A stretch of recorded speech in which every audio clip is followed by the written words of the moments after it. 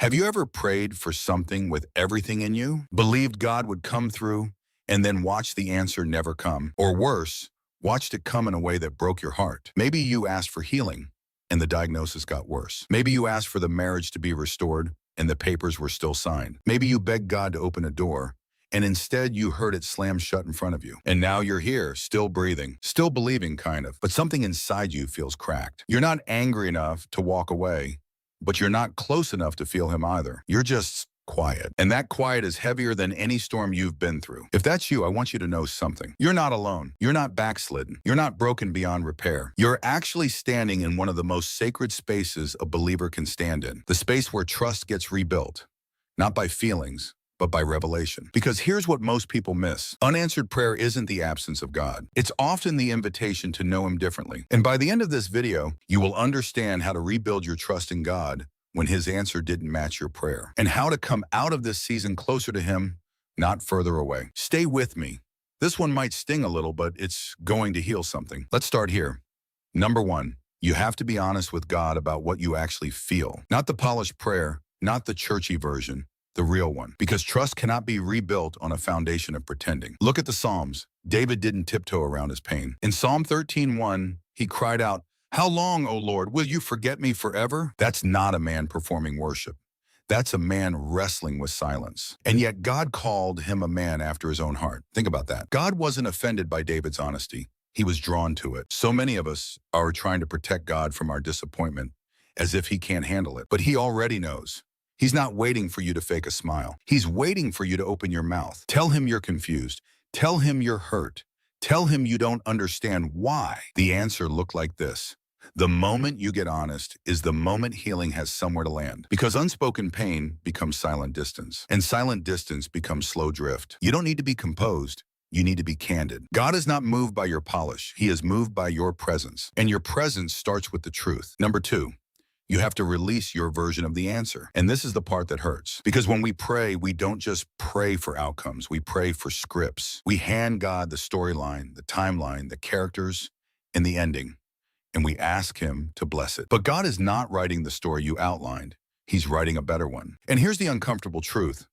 Sometimes the reason our trust breaks is not because God failed us. It's because our imagination was too small. Remember Lazarus. Mary and Martha sent for Jesus. They knew he could heal their brother, but Jesus waited, and Lazarus died. Their prayer went unanswered in the way they wanted. But John 11 shows us something staggering. Jesus wasn't withholding a miracle. He was upgrading it. They asked for healing. He gave them resurrection. Now hear me. Your unanswered prayer might not be a closed door. It might be a delayed resurrection. If this message is meeting you where you are, do me a favor. Like this video, subscribe to Bible Fix, and comment below, "Lord, I release my version." Because that one sentence rearranges everything. It moves your hands off the pen, and it puts them back in his. Number three, you have to remember who God has been, not just what he hasn't done. When trust cracks, our memory gets selective. We remember every unanswered prayer, every silent night, every moment we felt overlooked, but we forget the times he came through. We forget the bill that got paid, the friend who called at the right hour, the peace that showed up in the middle of chaos, the door that opened when there shouldn't have been one. This is why God kept telling Israel to remember. Deuteronomy 8:2.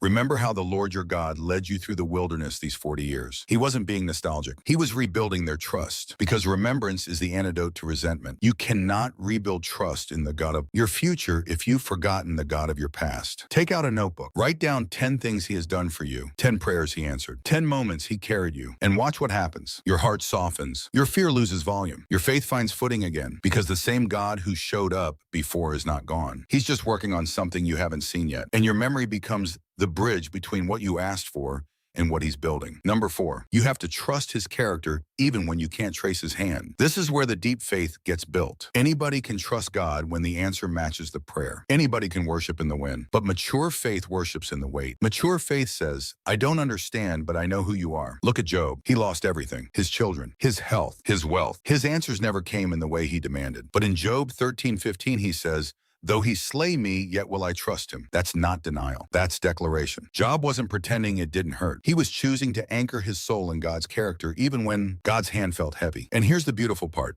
God is not less good because your prayer was answered differently. He is not less faithful because your timing didn't match his. He is not less loving because Your story didn't unfold the way you drew it. His character does not shift with your circumstances. Romans 8:28 doesn't say all things are good. It says all things work together for good. Not a little, not partially.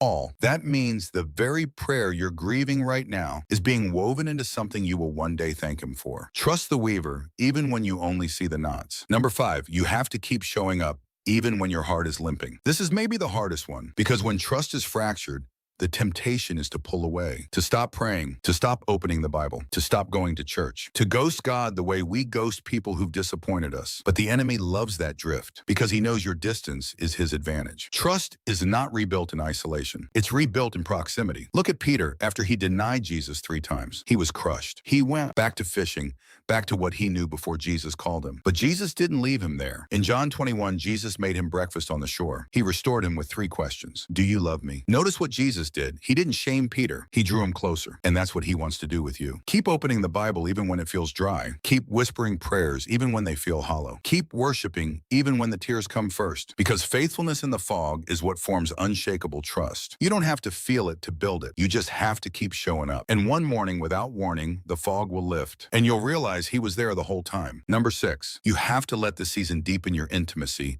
not just your theology. Because a lot of believers walk out of unanswered prayer with more information about God, but less relationship with him. And that's a tragedy. God is not trying to make you smarter. He's trying to make you his. Philippians 3:10 says, that I may know him and the power of his resurrection and in the fellowship of his sufferings. Paul understood something we often miss. Some parts of God can only be known in the ache. Some depths of his love can only be touched in the disappointment. Some corners of his heart only open in the confusion. So don't waste this season trying to escape it. Let it excavate you. Let it soften you. Let it draw you closer than the answered prayers ever could. Because the goal was never the answer. The goal was always him. And rebuilt trust, real, tested, forged trust is the kind that cannot be shaken by any future silence. So here's my invitation to you. Don't walk away from God. Walk toward him. Comment below, I still trust you, Lord. Like this video. Share it with someone whose faith is limping. And subscribe to Bible Fix so we can keep growing together. God bless you. I'll see you in the next one.